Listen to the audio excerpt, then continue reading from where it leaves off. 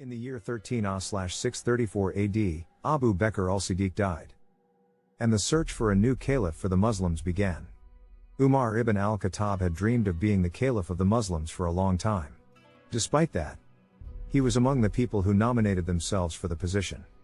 There was a committee of 6 of the Prophet's companions, including Ali ibn Abi Talib, Uthman ibn Affan, Abdurrahman ibn Auf, Sa'd ibn Abi Waqqas, Zubair ibn al-Awwam, and Talha ibn Ubaydullah, which was able to select Umar ibn al-Khattab to be the second caliph of the Muslims.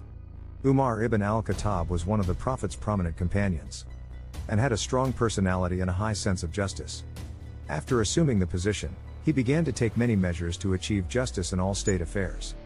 One of the first measures that Umar ibn al-Khattab took was to establish the boundaries of Islam and determine the jizya, tax that non-Muslims had to pay, which aimed to strengthen the authority of the Islamic State. Umar ibn al-Khattab worked on improving the conditions of the Muslims, expanding the scope of justice and equality among them, providing care for the poor, needy, widows, and orphans, and ensuring their rights and protection.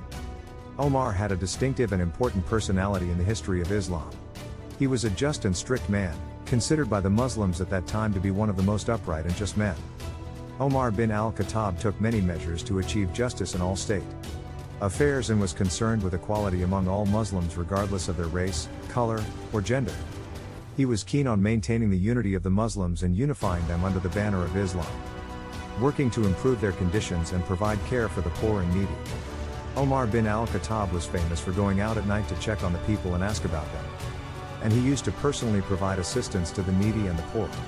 And during the rule of Umar ibn al-Khattab as the caliph of Muslims, many important countries and regions in the Middle East were conquered, including Syria, Egypt, and Iraq.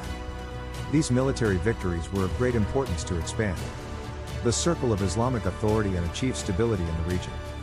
In 634 AD, an army of Muslims was sent to conquer Syria under the leadership of Khalid ibn al-Walid, and the Islamic army was able to win many important battles, including the Battle of Yarmouk, which took place in Jordan. The Islamic army was able to control the region and make it part of the Islamic State. Also, the Islamic army led by Umar ibn al-As was able to conquer Egypt in 640 AD.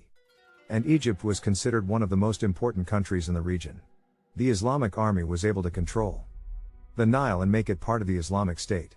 In Iraq, the Islamic army was able under the leadership of Sa'd ibn Abi Waqqas to conquer Rustak and al-Qadisiyah, and in 637 AD, the Islamic army under the leadership of Sa'd ibn Abi Waqqas was able to win the Battle of al-Qadisiyah, which led to the fall of the Byzantine Empire and the entry of the Islamic State into Mesopotamia.